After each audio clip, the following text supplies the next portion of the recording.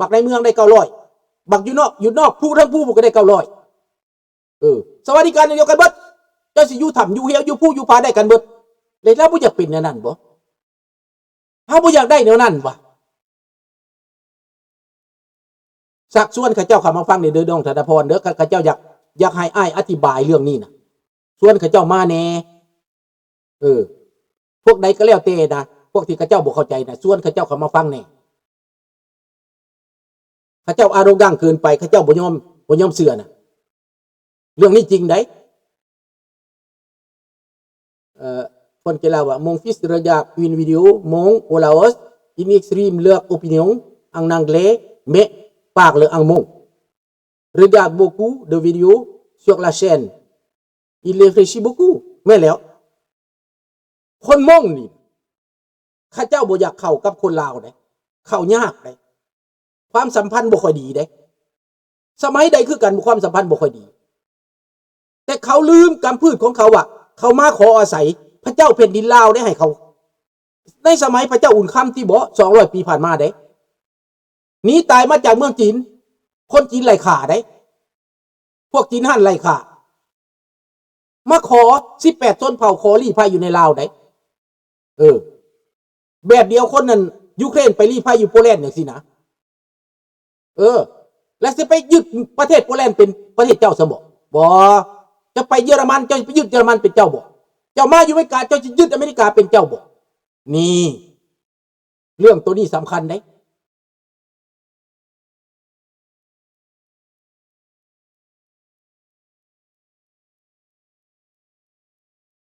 ขอบใ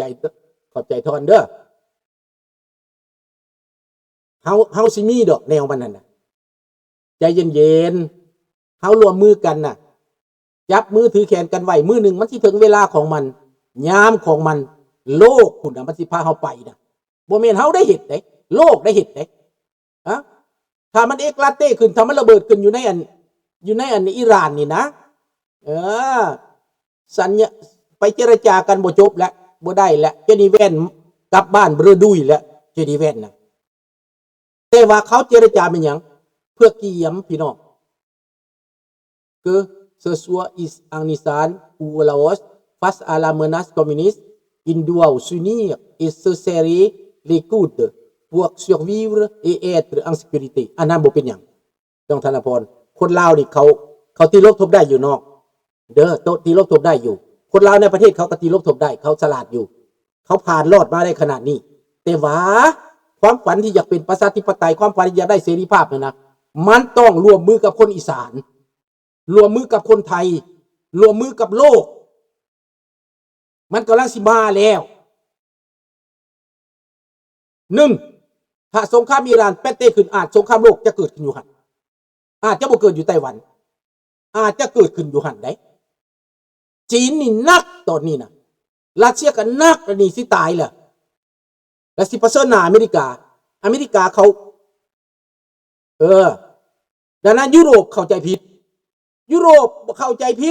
แทนที่จะซอยอเมริกาชนะยุโรปอยากถอยทก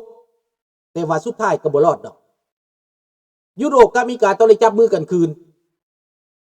นาโต้กับอเมริกาต้องได้จับมือกันคืนเท่านั้นยุโรปเข้าใจผิดบ่พอใจในความว้าวของโดนัลด์ทรัมป์บ่พอใจในพฤติกรรมของเจดีแวนยุโรปอยากแต่ได้แนวดีอยากฟังแนวดีอยากกินแนวดีอยากได้ประโยชน์แต่บ่อยากเฮ็ดฟังคักได้2เสี่ยวนาโต้กับเสี่ยวอเมริกานี่ให้เงินไปสนับสนุนให้อาวุธไปสนับสนุนไปปกป้องยุโรปนี่หัวซึยกูจ่ายไป 1% 2% จบอเมริกาจ่าย 40% และความปลอดภัยยุโรปได้ความเสียหายแม่นอเมริกา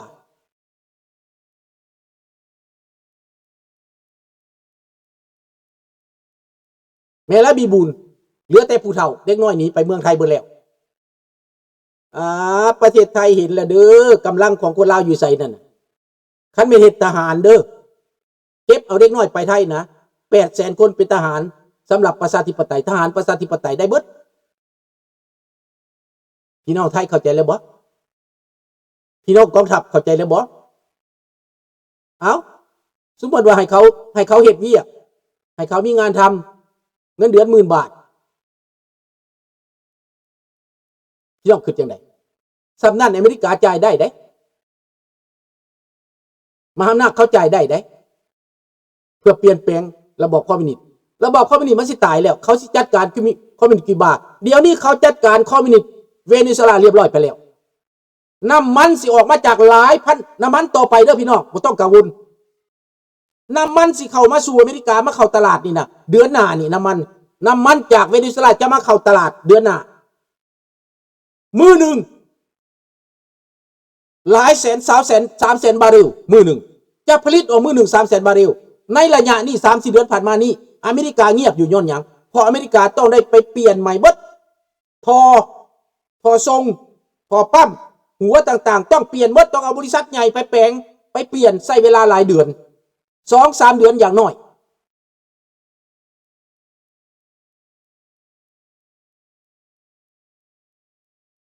น้องธนาพรต้องคิดยุทธศาสตร์เด้อเวียดนามจะเป็นยังก็ตามอเมริกาเขาบ่ได้มายึดโดยตรงน้องธนาพรเวียดนามบ่ได้มาโดยตรงเขาเฮ็ดบ่ฮู้บ่ซี่น้องธนาพรเวียดนามเขามีเทคนิคมาแล้วเนาะอย่าไปคิดว่าเขาสิเอาประเทศของเขามาตีเจ้าบ่แม่นเขาส่งคนแทรกซึมเขาคนอีสานเจ้าตีคนอีสานเองได้เนาะเอาคนไทยตีคนไทยเองได้และคนเวียดนามเขาก็มาแต่ส่วนหนึ่งคือเขามาตีเมืองลาวแล้วเขาบ่ได้เอาคนทหารเวียดนามมาเป็นกองพลของพันให้เจ้าเห็นได้โหนจะต้องสลาดเด้อน้องเด้ออย่าไปคิดว่าเอาประเทศมาตีประเทศบ่แม่นบ่แม่นได้เห็นบอกเขาไปตีเขมรเขาก็เสียเอาไปเข้าเขมร 200,000 คนตาย 60,000 เจ้าขึ้นเบิ่งคนเขมรนี่เขมรแดงกับเขมรเสรีฆ่าเวียดนามตาย 60,000 น้องฟังเสืออ้ายนี้เรื่องนี้ความจริงปฏิเสธบ่ได้ที่คนไทยอยากหลบกับเขมรนั่นลุงก็อยากเว้าอยู่ครับมันบ่แม่นเรื่องของลุงขนาดทหารเวียดนาม 200,000 คนมาตีเขมรมายึดเขมร10 ปีตาย 60,000 อยู่บ่ได้กลับคืนเข้าใจแล้วบ่อยากเฮ็ดบ่แบบนั้นคันทหารคนไทยอยากเฮ็ดแบบนั้นก็เฮ็ดแหละ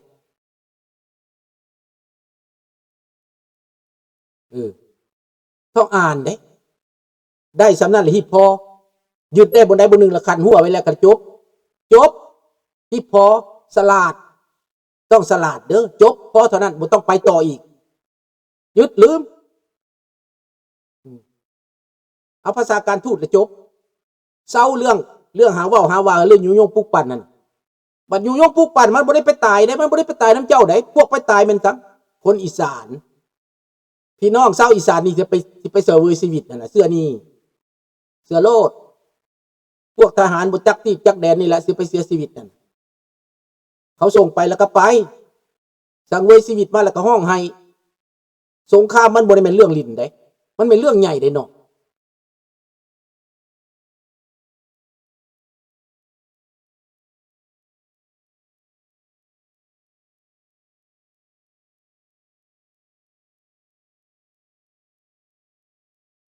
เอาละ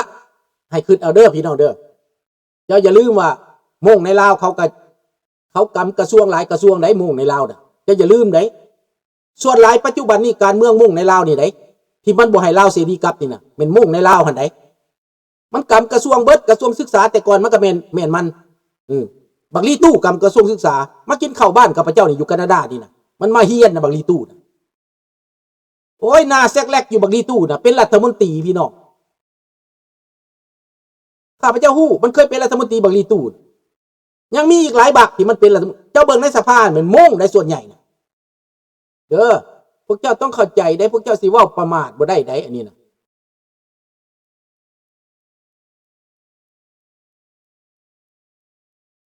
แนวเดียวน้องธนพรรัฐบาลไทยหนุนเรื่องเสรีประชาธิปไตยอันนั้นแหละกำแพงใหญ่อยากเว้าความจริงเด้อยากว่าความจริงดีบ่ต้องหลบดอกเอาคนอีสานเป็นประชาธิปไตยเบิดนั่นแหละกันซนที่ดีที่สุดนะให้ภาคอีสานน่ะ สนุกสุขะให้ลงจากโรงงานมีในภาคอีสานแล้วสร้างคนอีสานเข้มแข็งเอาประชาธิปไตยคนลาวก็ได้อยู่ภาคอีสานบ่ได้เข้ากรุงเทพมาเฮ็ดเวียกในภาคอีสานความสัมพันธ์ที่ดีมันจะเกิดขึ้นและพี่น้องลาวเว้ากันมันง่ายภาษาเดียวกันน้องธนพรบ่ต้องไปกรุงเทพบ่ต้องกีดกันเจ้าสิกีดกันมันนั้นก็บ่อยู่ดอกลาวกับไทยนี่น่ะเจ้าสิเฮ็ดบัตรนั่นบัตรนี่อันนั้นอันนี้มันบ่อยู่ดอกเสือนี่ดังนั้นแก้ไขปัญหานั้นง่ายบ่ต้องไปหลบซ้ำนะทหารไทยน่ะบ่ต้องเสียหลาย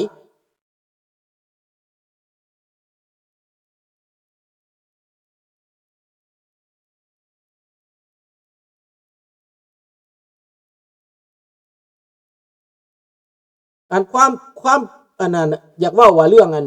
น้ำมันแพงบ่เศรษฐกิจแพงบ่อันนั้นมันธรรมดามัน impact ในระยะสั้น impact ระยะสั้นถ้าเจ้าไปอันน่ะหนหวยน้ำแต่ว่าค่อยบ่ได้กินก็บ่ได้อย่างเล็กๆน้อยๆแล้วเกิดเรื่องอันนั้นแหละมันสิเป็นเรื่องโกลาหลถ้าอิหร่านจบไปแล้วจัดการอิหร่านตอนนี้เจ้าก็ต้องหัดสะแอวหน่อยนึงธรรมดาเจ้าเฮ็ดสงครามก็เหมือนนั้นเจ้าเฮ็ดสงครามกับอันฮิตเลอร์นั่นแหละเจ้าเฮ็ดสงครามกับฮิตเลอร์เจ้าบ่ได้หัดสะแอวบ่เจ้าบ่ได้ตายบ่เจ้าเสียทหารไปหลายสังเวยไปหลายแสนคนไหนขนาดบ่แม่นสงครามเจ้าใดคนอเมริกาต้องเข้าใจเด้อคนอเมริกาต้องเข้าใจคนลาวอเมริกาต้องเข้าใจฮิตเลอร์น่ะอเมริกาบ่ได้ไปเฮ็ดสงครามกับฮิตเลอร์แต่อเมริกาเป็นยังจะไปตายในยุโรปก็เพื่ออเมริกาจะไม่มีวันนี้ก็มีวันนั้นก็มีวันนี้เนาะขอบใจเท่านี้แหละจะเว้าง่ายๆแหละให้ไปคิดไปค้นคว้าไปศึกษาเอาเด้อไปศึกษาเอาถ้าเจ้าคิดว่าอันใดก็สิอยากได้สนุกเบิดเกิดขึ้นมาต้องสนุกมีอยู่มีกินบ่ต้องเศรษฐกิจต้องดีนะเจ้าฝันเอาศัตรูของเจ้ามันบ่ได้อยู่ซื่อๆศัตรูของเจ้าพยายามสิจัดการเจ้าอยู่พยายามสิล่มเจ้าอยู่อิหร่านกับอเมริกานี่มันบ่มักเจ้ามาตั้งแต่ปี1970ปุ่นแต่69หุ่นบ่มักเจ้ามาน่ะมันสิฆ่าสิฟันเจ้ามันปรปักษ์เจ้ามาเจ้ายังสิฝันหวานให้เจ้าฝันหวานไปเถอะโลกนี้บ่มีทางสิสงบถ้ายังมีอิหร่านเป็นแบบนี้ขอบอกขอบใจหลายๆราตรีสวัสดิ์ thank you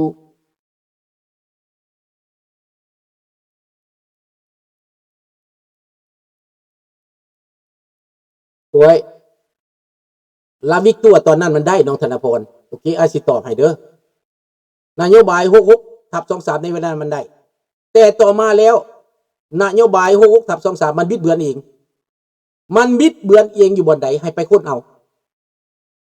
มันบิดเบือนอยู่บนว่าถ้าพวกนี้ได้อำนาจเมื่อใดได้เป็นผู้แทนได้เป็นนายเมื่อใดได้เป็นรัฐบาลเมื่อใดคือคนล่มคือปฏิวัตินั่นละอยู่บนนั่นแหละบนข้อที่มันผิดพลาดเนาะโอเค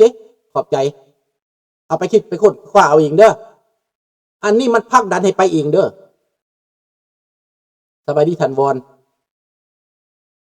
ก็ขออำลาพระจากเท่านี้แหละท่านวอนมาซาเนาะ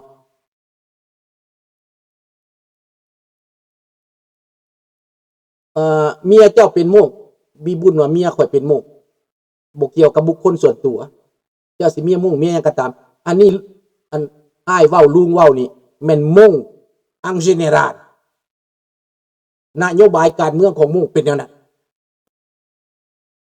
บ่ได้แม่นเรื่องบุคคลเด้บ่แม่นเรื่องบุคคลเด้บ่แม่นเรื่องส่วนตัวอีกเจ้าสิเมียโมงเมียลาวเมียฝรั่งเมียกาบ่เกี่ยวถ้านโยบายพวกสังคมมุมที่ยังแยกกันอยู่แบบนี้นะยังบ่ได้สนใจกับลาวอยู่แบบนี้นะมันไปบ่ไกลบอกว่ามันไปบ่ไกลเพราะว่ามีพวกอยากเป็นประเทศอยู่ดิเห็นบ่ก็ได้เอาขึ้นมาให้เบิ่งได้เด้ได้มาเตือนสติแล้วเด้แล้ววิธีของเขาแบบไหนเขาก็พยายามกำคืบเข้ามาอยู่ในรัฐบาลลาวแดงหันในทางนอกเนี่ยเขาพยายามเข้ามาหาอเมริกาเองเขาบ่เข้าหาคนลาวได้เขาไปหาอเมริกาโลดเขาบ่สนกับคนลาวเด้นี่ลาวเจ้านี่เมาตะลินแต่กินลำวงสารวันเตี้ยลงและลาวนี่มีแต่เมาเฮฮาปาร์ตี้อ้ายลาวนี่บ่สนใจการเมืองนี่แหละจุดตายจุดบอดของเจ้าคนลาวบายบายราตรีสวัสดิ์โชคดีปีใหม่เบิดทุกคนไผสิตื่นก็ตื่นไผบ่ตื่นก็บ่เป็นหยัง เว้าให้ฟังข่อยก็